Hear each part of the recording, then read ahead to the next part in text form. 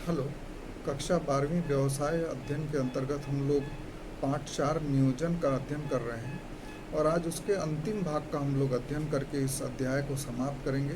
और ये एक बहुत ही छोटा सा भाग है, तो एक छोटा वीडियो मैं इसके लिए बना रहा हूँ और जिसमें हम लोग देखेंगे कि नियोजन करते समय क्या क्या कठिनाइयाँ आती हैं, क्या क्या नियोजन की सीमाएं हैं, उसको हम लोग देखेंगे। उसके महत्व और लाभ को तो हम लोग देख चुके हैं कि नियोजन प्रबंध का प्रमुख कार्य है, प्राथमिक कार्य भी कहा जाता है और नियोजन के आधार पर ही सारी क्रियाएं की जाती हैं।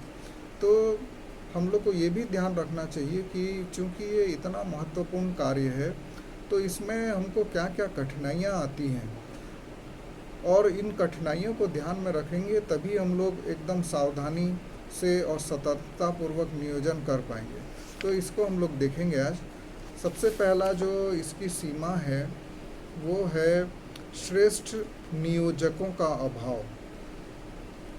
क्या है, नियोजन करना कोई आसान काम नहीं है और जब भी हम लोग योजना बनाते हैं तो हम लोगों को कई सारी बातों को ध्यान में रखना पड़ता है और एक जो कुशल प्रबंधक होता है वही योजना का निर्माण कर पाता है और जिसको सारी चीज़ों का ज्ञान हो और अनुभव हो वही अच्छे से नियोजन कर पाता है।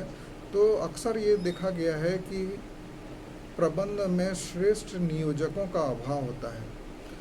नियोजन जो है हमेशा भविष्य से बचाव के लिए किया जाता है।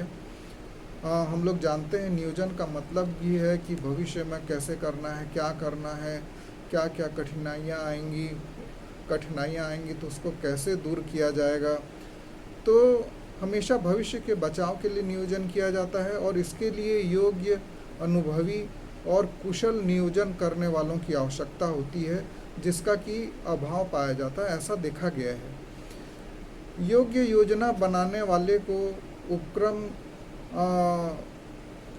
की आवश्यकता होती है। एक अच्छे उपक्रम को एक अच्छे योजना बनाने वाले की आवश्यकता होती है। योग्य योजना बनाने वाले सभी उपक्रम को नहीं मिल पाते हैं। साथ ही भविष्य की योजना के लिए मशीनों, यंत्रों तथा सांख्यिकी ज्ञान की भी आवश्यकता होती है और इस ज्ञान के अभाव में नियोजक जो है वो अच्छे से योजना नहीं बना पाता है।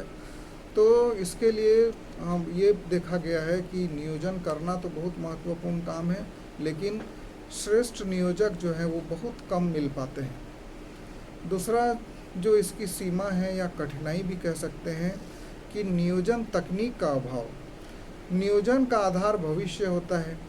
भविष्य में क्या होगा और क्या नहीं होगा इसको ज्ञात करने के लिए विशिष्ट तकनीक से अनुमान लगाया जाता है और विभिन्न वैज्ञानिक तरीकों से भी जानकारी प्राप्त की जाती है।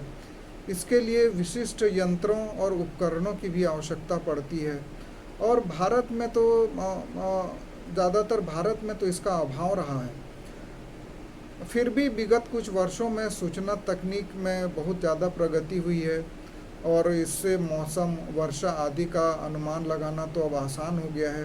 पहले बहुत कठिनाई होती थी अनुमान लगाने में और परंतु अभी भी तकनीक विकसित हो चुका है, फिर भी अभी भी भारत में व्यापारिक क्षेत्र में अनुमान लगाना बहुत कठिन हो गया है। योजना बनाने में तीसरी जो महत्वपूर्ण कठिनाई आती है वो है सर्वोत्तम विकल्प के चुनाव में कठिनाई। नियोजन करने में अनेक विकल्प सामने रहते हैं। सभी विकल्पों के गुण दोष होते हैं, कुछ में प्लस होते हैं, कुछ में माइनस होते हैं और उनमें से हमको श्रेष्ठ का चुनाव करना पड़ता है। और अक्सर यह समस्या आ जाती है कि कौन से विकल्प का चुनाव करें। ये चुनाव का कार्य बहुत कठिन कार्य है। इसे चुनने के लिए भी विशिष्ट अनुभव और ज्ञान की आवश्यकता होती है। साथ ही वर्तमान में जो विकल्प श्रेष्ठ होगा वह भविष्य में भी श्रेष्ठ होगा कि नहीं ये आवश्यक नहीं है। अतः सर्वोत्तम विकल्प के चुनने की समस्या भी एक बहुत बड़ी समस्या है जो नियोजन करते समय आती है। चौथा है नियोजन की कठिनाई में भविष्य की अनिश्चितता। यह सब लोग जानते हैं कि भविष्य अनिश्चित होता है और कोई भी अनुमान 100% सही नहीं निकलता है। तो इसीलिए नियोजन के निर्माण में योजना बनाने में सबसे बड़ी समस्या भविष्य की अनिश्चितता है, और भविष्य की अनिश्चितता के कारण ही अनेक समस्याएं और बाधाएं आती हैं। और ये जो भविष्य की अनिश्चितता है, अभी आप लोग इसको और अच्छे से समझ पाएंगे। मार्च महीने के पहले तक सब व्यापार बिल्कुल सामान्य गति से चल रहा था, और मार्च महीने में जैसे ही कोरोना भारत में आया और लॉकडाउन लगा, जो बड़े बड़े व्यापार हैं वो तक बंद हो गए, लोग बेरोजगार हो गए, और अभी तक वो सही रूप से पटरी पर फिर से नहीं आ पाए हैं। तो इसी को बोलते हैं भविष्य की अनिश्चितता, जिसका पहले से अनुमान लगाना बहुत कठिन काम है, कोई नहीं लगा सकता। और इसी अनुमान न लगाने के कारण कई उद्योग धंधे, कई लोग बेरोजगार हो गए, उद्योग धंधे बंद हो गए, और लोग कर्ज में डूब गए, और अभी भी ये समस्या बरकरार है। उसके बाद नियोजन की कुछ दोष भी पाए जाते हैं, जो हम लोग देखेंगे।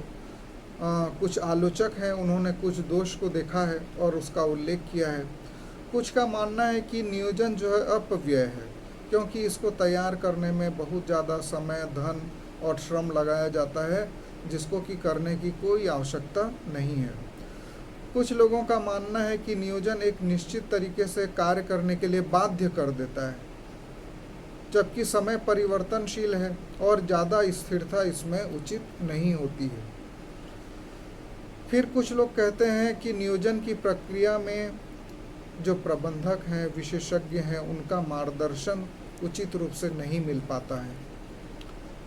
कुछ लोग कहते हैं कि योजनाओं का सामयिक मूल्यांकन करने में असफल हो जाते हैं जो भी नियोजक रहते हैं, और औपचारिकताओं पर ज़्यादा ध्यान देते हैं, ये भी इसकी कठिनाई है। नियोजन पूर्व निर्धारित कार्य पद्धतियों, विधियों, कार्यक्रमों एवं प्रभावों के आधार पर कार्य करने के लिए व्यक्तियों को बाध्य कर देता है, उसकी स्वतंत्रता खत्म हो जाती है, और इसीलिए व्यक्तियों के पहलपन, जिसको इनिशिएटिव बोलते हैं, उसका अभाव पाया जाता है। तो इसीलिए नियोजन की सीमाओं के संदर्भ में जॉर्ज स्टेनर ने कहा है कि नियोजन न हो तो एक प्रबंधक की सभी समस्याओं का समाधान ही करेगा, न ही व्यवसाय की सफलता की गारंटी देगा। तो इस प्रकार आज हम लोगों ने नियोजन के अध्याय को समाप्त किया है। अब हम लोग अगले अध्याय संगठन की ओर बढ़ेंगे अगले वीडियो में, और संगठन में क्या क्या पढ़ना है ये आप लोगों को मैं पहले से बता दूँगा।